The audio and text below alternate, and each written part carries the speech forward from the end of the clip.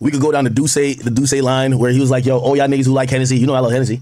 It's like, why y'all drinking Hennessy? Hennessy don't fuck with the culture like that. Drink Duce. I own it. Nigga, I started buying Duce. All of a sudden, I look up, Jay-Z sells Duce to Bacardi. Jay-Z sells his controlling stake to Duce to Bacardi. I'm like, damn, this fucker did it again. This fucker did it again. By the way, again, great business plays. And even though he's finessing, I can't even be mad at him, bro. I can't be mad at him. Anyway, let's get back to this.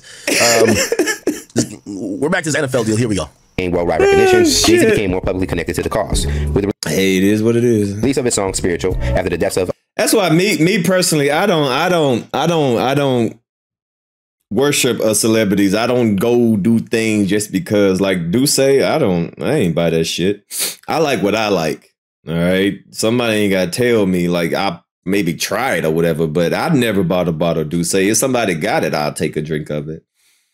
But nah, I've never been that type to just go out and do something just because, you know, just because Jay-Z did this. Nah. I ain't, well, especially when I got older. Maybe, you know, at high school, you probably more influence of, you know, doing this and doing that. But as you get older, you just starting to realize, like, man, they just are trying to control you. But definitely not of recent, right? Right now, I appreciate what they do. You make good music, I listen to it, or if you entertain, I just appreciate the entertainment value. I don't worship them like they gods or anything like that. Alton Sterling and Philando Castile at the hands of the police, the mogul made a public stance on police brutality. He released a statement with the song stating, "I made this song a while ago. I never got to finish it. Punch TDE told me I should drop it when Mike Brown died. Sadly, I told him this issue will always be relevant. I'm hurt that I knew his death wouldn't be the last. I'm sad and disappointed in this America. We should be further along. We are not. I trust God and know that everything that happens is for our greatest good. But man, it's tough right now. Blessings to all the families that have lost loved ones to police brutality." 2016 was also the year that former 49ers quarterback Colin Kaepernick infamously kneeled for the first time during the national anthem at a game in San Diego.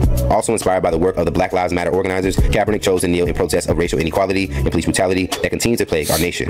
Although he was met with criticism by those who felt it was disrespectful to our nation, to the flag, and our troops, he maintained that kneeling was a respectful gesture of protest. He said, "I'm not protesting the anthem or the nation. I'm protesting organized brutality. To me, this is much bigger than football, and it would be selfish to look the other way. There are bodies in the street and people getting paid to leave and getting away with murder."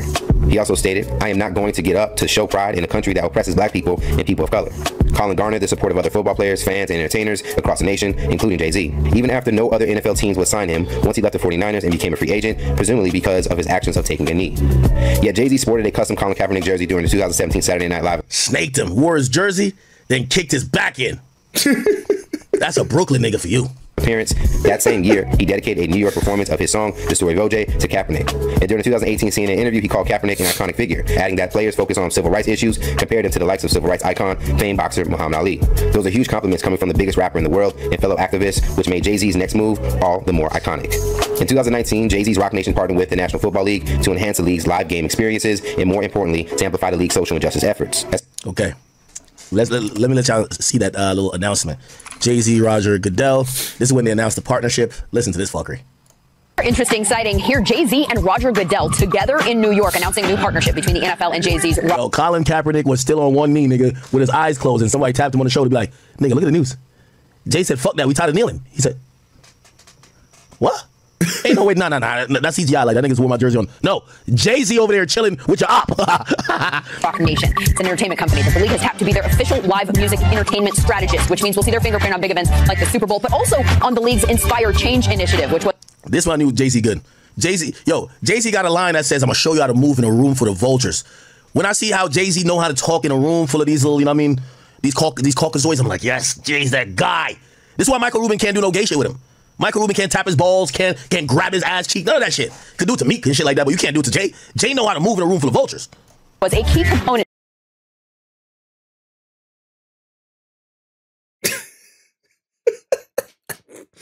Yo, Ak is funny, man. I gotta give him. Ak is funny. To the deal for both sides. He's funny, man. I really think we should partner with Vince. That's why we're sitting here. We're This partnering with nigga Vince. Ak, man. And so This nigga his crazy. perspective is going to drive us. I'm not going to sit here and talk to him about entertainers. He knows that business.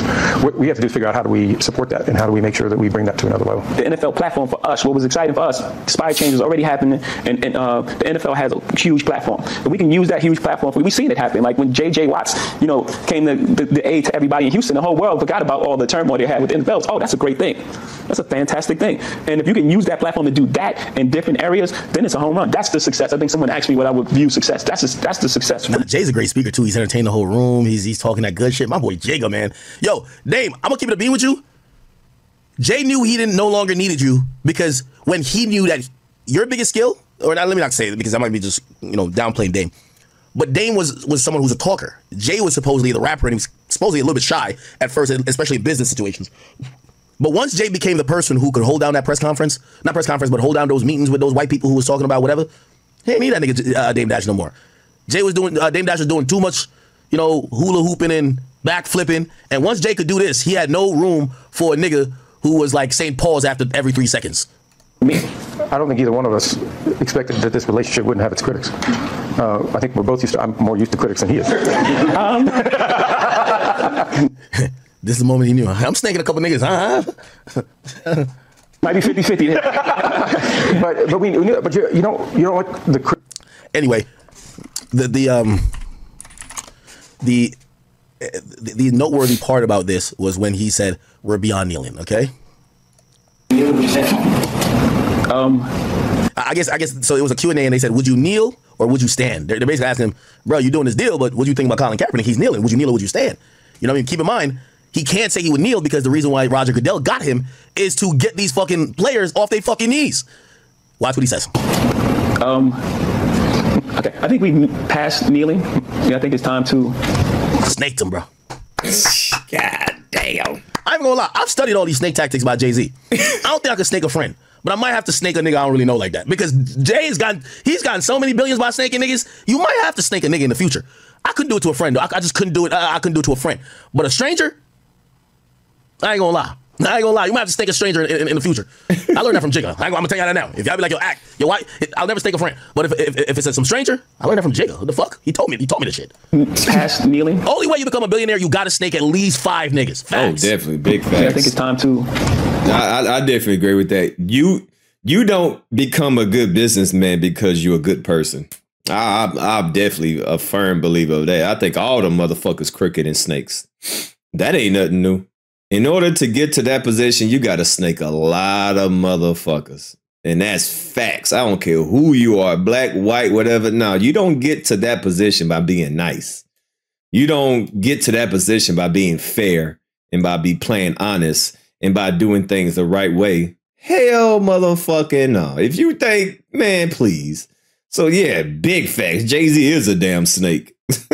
There's no way that you can get to that position being nice and being honest and you gotta lie, you gotta manipulate, you gotta backstab, you gotta do all that shit. Now that's facts. That's big facts. Go into actionable items. I think everyone knows. Yo, this one I knew that Jay-Z, bro, either took the Illuminati oath or he became one with the whites. Nigga, if anybody got a corporate job? Anybody got a corporate job? Keep in mind, Jay-Z was a nigga who told me about losing 92 bricks. This nigga was a drug dealer. If you ever been in a lot of these, like, some of these corporate jobs, all they do is meet. Like, it's like 55 meetings. It's like, when do y'all work? It's all meetings. And they be like, let's table that for next meeting. Jay-Z used one of the words that you hear in every corporate job when you keep doing meetings. Actionable items. Bruh, ain't no street nigga who's selling crack cocaine ever said to their fiend or said to the nigga they're reading up from, instead of talking about that, let's talk about the actionable items. That's when I really realized. I said, Jay, that nigga, man. I think it's time to go into actionable items. I think everyone knows what the issue is. We're done with that. Everyone knows what you know what the issue is? You know why we were kneeling? Okay. Do you know the issue? Yeah. Do you know the issue? Yes. We all know the issue now. Okay. Yeah, I've never been a fan of Jay-Z the person. I've always thought that he was full of shit. I've never been like the music. I listen to the music, but him, how people idolize him and all that shit. I've never seen how y'all don't see his bullshit. I've never liked the person whoever y'all like try to idolize him, man. He the biggest motherfucking rat snake of them all. So I don't be seeing what y'all be seeing. Y'all be idolizing that nigga. Like, I mean, I wouldn't trust that nigga with nothing. Next, where we moving on next? And I'm not, again, so it should be clear for the room, I'm not minimizing that part of it because that has to happen. That's a necessary part of the process. But now we all know what's going on. What are we going to do?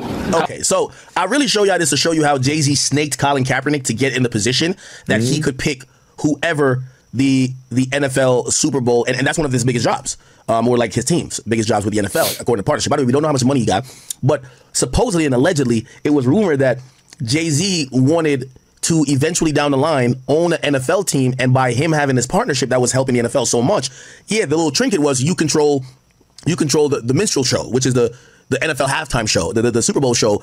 You get some Negroes to just dance on stage. We'll let you pick the Negroes you want. However, that's not what Jay-Z, that's not the ultimate goal for him. They say the ultimate goal for Jay-Z is to own an NFL team. Now, keep in mind, the NFL, out of all sports, I mean, you could probably say baseball to a certain extent, you know, especially when you think about the Yankees maybe, but the NFL specifically has the biggest history of their owners being older white men that people would assume are rooted in fucking racism. You get what I'm saying? So for Jay-Z to break into that country club, it would take a lot, and it was like a promissory note. Hey, until a team clears up, or, you know, because, you know, if anybody sells a team, there's going to be a list of people trying to buy it. There's going to be groups, and third. The NFL got to pick which group. Supposedly, the promissory note is, yo, Jay, we'll bump you to the top of that list with whoever you're going to buy it with, buy NFL team with, if you keep the Negro population off our ass, because right now they're fucking up the money. And Jay said, oh, I'll do that. But remember, the first team that pops up, I want to buy that bitch. That was supposedly the, you know, again, you know, that was never. I can see that. I could definitely see that. That sounds like something he would agree to. I could see that. I could definitely see that. Now, but also we never knew what money was involved in this for Jay. Okay. Anyway, Colin Kaepernick speaks on Jay's. You see, Colin Kaepernick, the nigga just act like he couldn't talk. Like, he just never opened his fucking mouth. That was his biggest problem. So Jay-Z snaked him, and like, nigga, he was talking in sign language or some shit. Like that's the thing. You go down with the Muhammad Ali's or whatever. Oh yeah, we can't even find Colin Kaepernick's like response. We can't even find that shit. Okay, anyway. Now, so Jay-Z controls that. But now we gotta start investigating, why would Jay-Z have certain agendas and access to grind? Now, we see on the stage, by the way, this is also another realm that we could get into, this title thing, because allegedly Kanye left Tidal during the time that the artist had obligations or whatever. He would stop showing up and stop doing things with the Tidal situation. So Kanye, there's a big like Kanye drama with Jay-Z, but it's a bigger thing overall, but there's a big thing with Tidal, but this isn't a Kanye story, so we're gonna put Kanye to the left. So let's get Kanye out of here. J. Cole, if we're not talking about him playing basketball in Ghana or riding a bicycle or apologizing, we don't need to talk about him, so let's get him out of here. So now we got to figure out, why the fuck would Jay-Z not make the obvious choice of picking, remember, this is a New Orleans Super Bowl.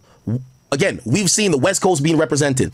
We've seen pretty much Aftermath. We've seen Rihanna, the pop side. We've seen R&B, Usher. Why not give it to the most successful black label? And let's be very fucking clear. The most successful black-owned label of all time that's ever been in hip-hop is Cash Money. You have an opportunity to give it to Wayne, who's known as one of the rappers who was supposedly trying to knock you out the spot of best rapper alive when y'all were competing. Why not give it to him and Birdman and really make a moment, especially seeing that this year is going to be in New Orleans?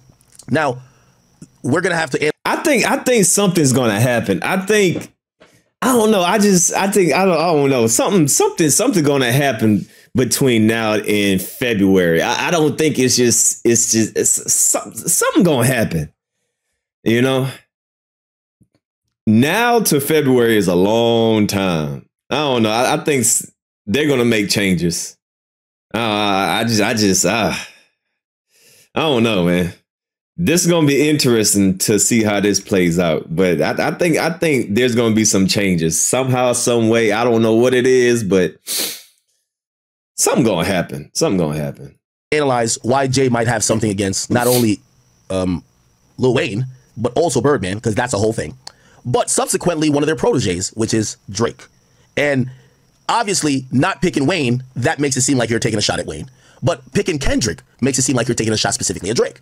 So let's look at the relationship, at least at first, with Jay-Z, Drake, what went wrong. Let's get into this a little bit. I used to want to be on Rockefeller, then I turned into Jay. Sorry, Mr. Drizzy. Put some my chop talk. Silly me rapping my that I really bought. Now, those were songs where Drake were dissing, you know, Drake was dissing Jay was dissing Drake. Also, we're gonna get to Charge It Up. Hopefully this video covers it, then I don't gotta keep jumping in. I used to want to be on Rockefeller, then I turned into Jay. Sorry, Mr. Drizzy. Put some my chop talk. Silly me rapping my that I really bought. And that's around the time that your idols become your rivals. You make friends with Mike, but got an AI and for your survival. I had Benz's, but you had braces. My favorite rappers either lost it or they ain't alive. Y'all kill X, let me live. Streets is done. If you want to watch this video completely uncensored and uncut as being right there with Hove with the subliminal wars he's been involved in over the course of his career. How did these two actually end up in a subliminal battle? This beef has a couple of different reasonings behind it. The competitiveness of both Jay-Z and Drake is the common denominator to the beef, but something also was underlying. So let's take you back into the year of 2008. Drake was one of the most buzzing artists on the scene, dropping multiple mixtapes, which gained him a ton of buzz. Drake would eventually become the protege of the hottest rapper in the game at the time, Lil Wayne. Lil Wayne and Jay-Z actually had a past history of beefing prior to this, which I covered in my video, Lil Wayne versus Jay-Z, What Happened. I recommend you watch that video to get a better understanding of this beef because the two beefs are connected. By 2008, Jay-Z and Lil Wayne patched things up and seemed to be on good terms after some collaborations. After gaining a ton of buzz through mixtapes and on social media platform MySpace, Drake was discovered by James Prince Jr. Prince would introduce Lil Wayne to Drake, playing him some tracks which at first Weezy thought that Drake was garbage. Prince was persistent and kept playing Drake records to Wayne until eventually he wanted to speak to Drake. Prince put the two on the phone and a meeting was orchestrated. Quick side note, Drake had already established his own record label called October's Very Own, or OVO for short. In 2008, after their meeting, Lil Wayne invited Drake to join him on his The Carter 3 tour. While on tour, the two recorded multiple songs together. Eventually, Drake would sign to Young Money Entertainment and Cash Money under a joint venture. Drake would begin gaining a crazy amount of buzz, and after dropping his mixtape So Far Gone in February 2009, it was clear that Drake was next in line. During this time, Jay-Z was on one of his biggest runs commercially, gearing up for the third installment of the legendary Blueprint series. Jay-Z was running on fumes, everybody knows. At that time, I think that nigga just came off Kanye saved Jay-Z's career. Let's keep it a bean. Like, post 2010, Jay's washed. Let's keep it a bean. Post 2010, Jay's washed. Kanye does watch the throne with that nigga and basically makes that nigga like really relevant again. Like, damn. Come on, let's keep it a bean. Damn. Being a highly competitive rapper was definitely putting Drake on his radar. And Blueprint 3 was generally regarded as washed up raps. Let's keep it a bean. During his major blow up, so the two would link up to do a track together called Off That, which was set to be the first. Blueprint 3. I don't even remember that shit. What song was even on that motherfucker? Oh, yeah. I didn't like this album. Yeah.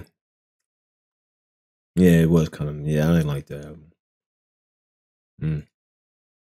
I forgot even about Blueprint 3.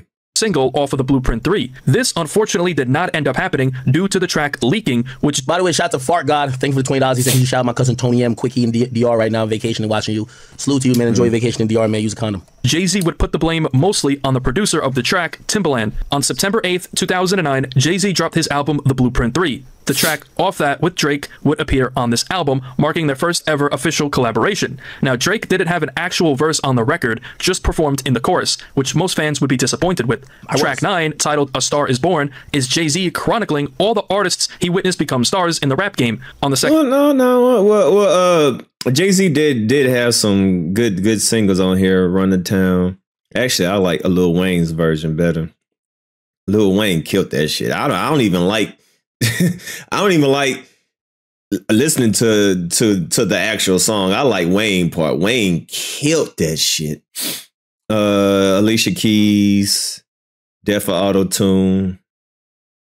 I don't remember none. On to the next one. On to the next one. On. Okay.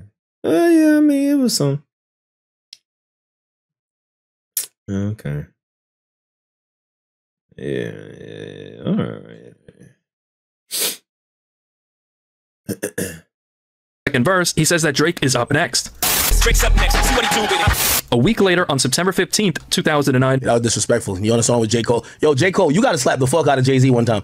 How you on a track with that nigga back then? That nigga gonna tell you that your counterpart is up next. You should be like, nigga, what the fuck? Why you ain't say I'm up next? What the hell? Drake dropped the So Far Gone EP. On this was a track called Fear, and on the second verse, Drake says that he didn't cry when Pac died, but will probably cry when Hov does. Then goes on to say that Jay-Z taught him values. Drake has cited Jay-Z as one of his inspirations, and he widely considers Jay-Z to be the GOAT of hip-hop. I never cry when Pac died, but I probably will when Hov does. I like that song right there. Damn. You know this shit. Now when Drake first came out, that was like the golden Drake. Pause. I remember that song too. God damn, Drake. I ain't gonna lie, man. Drake got a lot of hits, man. Listen. Even though Drake getting flamed up, yeah, I can't. Yeah, Drake do got a lot of good songs. I can't even cap. Yeah, that whole damn album was hitting. I ain't going. I'm not gonna take that away from him. You know, I like a lot of Drake songs. You know, even though he's getting barbecue chicken right now, Drake do got a lot of good songs. The next month, on October 31st, 2009, Jay-Z was at Much Music in Toronto, and when asked about Drake, he gave him some advice. Okay, so Drake, amazing. I know that you're a fan, and you work with him, and he speaks really highly of you. So, I mean, he is already at that point where he can blow up and do craziness. So what do you wish somebody would have told you at that point? I just, he just needs to focus. I mean, he's proved that he's very talented. You know, that mixtape, which was phenomenal. She likes it. He proved that he's very talented. So he just has to maintain that focus because right now all the eyes are on him and not lose that. And if he stay, I think he'll be fine. If he stays focused, he'll be fine. Okay, yeah. Next one more photo. That same night, Drake and Jay-Z took to stage performing Drake's song Successful from So Far Gone. In December 2009, Drake did an interview with Wrap Up TV where he would reveal that he and Jay-Z did a song for his debut album called Light Up. The next year, on March 5th, 2010, Drake, along with Lil Wayne and Nicki Minaj, would take the stage at Jay-Z's Blueprint 3 concert at Madison Square Garden when Jeezy would bring all three of them out. On June 15th, 2010, Drake dropped his debut studio album Thank Me Later, which would debut at number 1, selling over 470,000 copies in the first week, making Drake the hottest up-and-coming rapper in the world. Track 10, titled Light Up, features Jay-Z, and on his verse, he would warn Drake about what's going to happen to him when he's at the top of the game. He wasn't warning Drake, he was hating. Saying that they're going to start beef with him to try and take his spot. Drake, here's how they gonna come at you. With silly rap, trying to distract you. These lyrics aged Damn. He sure did, didn't he? Damn. Sure did. Extremely well, given that Jay-Z seemingly predicted what would happen to Drake later on in his career. Drake Sure. would speak on this collab in an interview with MTV News a week later. The joint with you and Jay-Z on the album, right? Mm-hmm. Now, I know you and Jay are cool, but it still has to be a little competitive when you go and lay in your verse and him going in. Who just sent the donation in? This somebody just sent a donation? Wait. Oh, here we go. Zero says, Ak, why are you getting at Jay and talking down on him all of a sudden? Everything I've said about Jay-Z today, I've always said about Jay-Z. I've always thought he was a capitalist. I always thought that he traded cultural equity. Me and Charlamagne used to be on the phone arguing about this. I've never said nothing different. I still think he's one of the greatest artists. I do look up to him for his capitalistic things. I just think that there is somewhat of a hypocrisy in how he moves, because it's one thing being a businessman. Jeff Bezos is just a businessman. Jeff Bezos doesn't say, hey, let's talk about my race, my plight to get you to support me, then I'm gonna cash out. That's what we do with Jay-Z. I get it. I think the nigga's a finesser. I just call the finesses out. I still like him. Like I fuck with Jay. Like don't make none of this make it seem like I don't fuck with Jay. Now, granted, do I believe that Jay has always played a different game? Yes. I think Jay played a different game with Nas. I think he's playing a different game with Drake and with Wayne. You remember there's a time that Birdman was talking shit to Jay about who had more money. And I just remember, like, Jay's always moved so shrewd on some, there's no way these fucking niggas think that they're more lit than me. And I think everything we're seeing now, this is him just, he had access to grind. It is what it is. If you don't benefit Jay, bro, think about it from state property to Rockefeller to Dame Dash to Kanye. Nigga, I gave you 20 examples. I'm still not saying he's a bad person. The nigga's a capitalist. There's nothing wrong with it. If you don't watch me enough, if you've never heard any of these criticisms about Jay-Z. Now, I personally believe that, and we will get to the, okay, should Kendrick have just gotten it off merit because he's hot right now? We'll get to that. But I'm showing you the case of, yo, Jay does this because he wanted to kill two birds with one stone. We're going to get to the part of maybe Kendrick just deserved it. We're going to get to that too. So I'm going to be fair. Don't worry about it. But I'm showing you the guy who made the decision that we're all talking about today, how his relationship with these other guys have been very interesting. By the way, who just sent in $100? Oh, goddamn. Thank you, my brother. Lord Hybrid says, if y'all don't like, I can see where Ak is going with this. I really don't. disagree with him on this. Yeah, I can see where he's going with it. What Jay-Z's doing, then y'all put y'all self in position to call the shots like Jay did. Jay got in the room with Roger Goodell, not Birdman. And all who bumped heads with Jay crying now. Brooklyn reigns supreme, Jay is boss, kiss the ring. Yo, Lord Hybrid, I'm gonna agree with you too. Now, we could acknowledge and call it out, but I don't have a problem with it. If I'm Jay-Z, you my nigga, play this. If I had like the biggest concert, nigga, you know who I'm not. Nigga, if they gave me, right?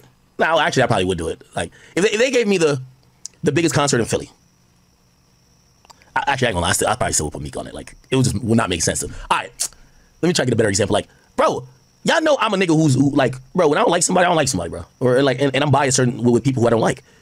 Yeah, I have no problem with Jay-Z getting to the place where he's at, and he's been on some fuck Drake shit. Like, nigga, I'm not mad at a nigga being a hater. It makes sense. If it was a podcast Olympic, I don't even know if Ruri's still alive, but like, nigga, I'm not putting Ruri on it. I'm sorry. Fuck that nigga. You know what I'm saying? So it's like, I'm not mad at Jay. I just like to crystallize and make sure people contextualize what exactly is going on. Because I know you trying to eat him up, you trying to eat you up. Yeah. Now, pause, yo, DJ Envy. Pause. By the way, thank you for that donation, though. I appreciate the $100. When you listen to his verse, you be like, woo, he's going in, or same thing with Jeezy's verse or Wayne's verse. Yeah, usually when it's your album, you got to do your verse first. It's kind of like rare that someone will send you a song and be like, get on my album. Did you ever want to do your verse over? Like, you know what? You know what? Actually, my verse was way harder on Light Up before, and a song that I had used I had done a song, and then the song was never supposed to nothing was supposed to happen with it, and it leaked. And then like the bars from that song were just so hard. It was a song with Big Sean, and those bars, like there were some bars on that song that fit so much better on Light Up. It made so much more sense. And like the last night before mastering, I had to go in and switch the first like 12 bars. So on Light Up, I lost my footing a bit. Jay came and killed me on that. That's what I think. Anyway. Jay killed me on that. Like he was upset. He was upset on that record. Somebody pissed him off that day. It was just the conversations me and Jay have. He's so like intrigued by where my life is at because it's almost like he's seeing it happen again for somebody else. So he was. Now, I know this is early on, but my theory is all of this is Jay paying Drake back for the moment where it's the moment of Tidal. We're gonna get to that, it's around here somewhere. But that's what, I think this was just always like competition, MC competition. But I think something happened during that time where I think Jay looked at Drake and said, "Oh, you think you too big, like you think you really me, but you're not as smart as me, and they'll never love you in this culture more than me." And I think that was always an axe or a thing that Jay-Z was gonna prove to Drake, and I think he eventually did, including now. Like, I'm just gonna tell you all I've learned, and it was like a beautiful moment. I've really never heard Jay get that personal in a long time. On the track called Thank Me Now, from that very same album, it's speculated that Drake threw some shots at Jay-Z. On the first verse, Drake says that eventually your idols become your rivals, then saying that you make friends with Mike, meaning Michael Jordan, but have to AI him for your survival. Drake is referring to when a rookie Allen Iverson crossed up his idol, Michael Jordan. Drake is referring to Jay-Z, who frequently refers to himself as the Jordan of rap, saying that he's gonna have to be like AI and cross him up to stay on top, with both having that competitive mindset. And that's around the time that your idols become your rivals. You make friends with Mike, but gotta AI him for your survival. Later that summer, Drake would bring out Jay-Z at the 2010 OVO Fest in Toronto to perform Run This Town. That same summer, Drake would do an interview with Tim Westwood to announce that he and Lil Wayne were planning on dropping a collab album together.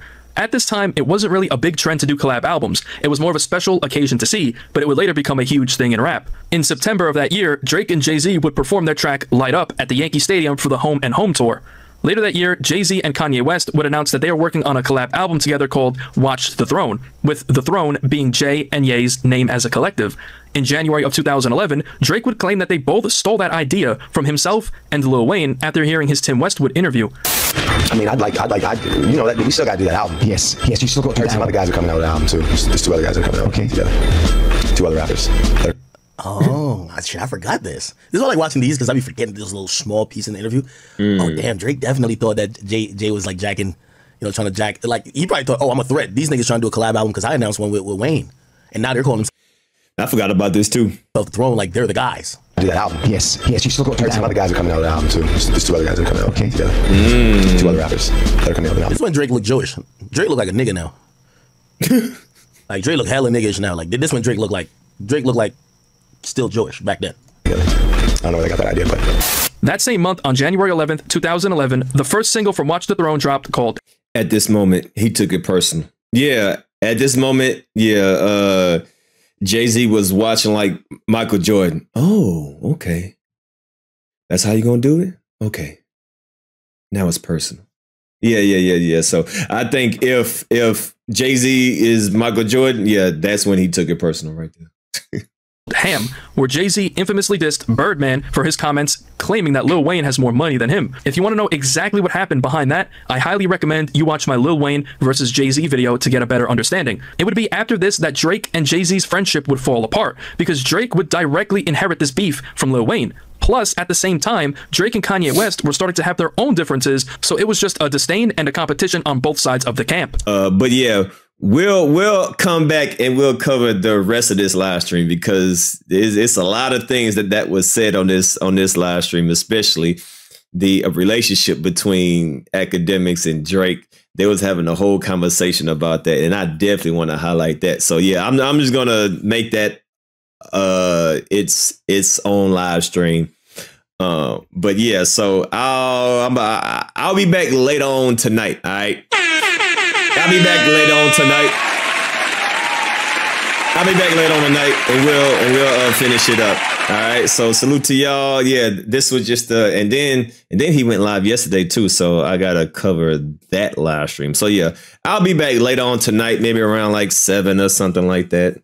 But I gotta go eat. Eyes are hungry. But yeah, this is the exchange that Akademiks had with was it AJ on there. It was pretty funny, and I definitely want to go over that. All right, but other than that, man, salute to y'all. I'm sure it's gonna be a lot more information coming up, so make sure y'all subscribe to the channel. You said I watched this back twice on. Oh yeah, I'm definitely gonna highlight this. It was very. It got intense. It got intense over here, so definitely gonna play this back on. Yeah, I'll be back around like probably 7 to 8ish. Later on tonight. But salute to y'all, man. Y'all hit that like button. Yeah, very interesting, chains of events, man, with this whole Super Bowl thing. I'm sure we're going to get more information as, the days come. But right now, Kendrick is set to perform in New Orleans. And, a lot of people are feeling some type of way about it. So like I said, it's going to be interesting to see how this plays out. And February is a long time from now, so I think something's gonna change. I don't know what it is, but I think something's gonna happen. But I'm gonna get up out of here. I'll see y'all later on tonight, man. Y'all hit that like button, and yeah, I am gone. I'm hungry. All right, salute. Appreciate y'all, and I'll see y'all. Now this dude here cooks. Oh yeah, hey, trust me, I'm gonna make. Because this live stream right here, Akademiks was getting flamed. I was just sitting back like, damn. I was laughing my ass off. But yeah, I'm definitely going to come back and we going to go over this because Akademiks was getting cooked. That nigga was getting cooked. All right. But other than that, salute to y'all. Appreciate y'all. Love y'all. I'll see y'all later on tonight. Peace.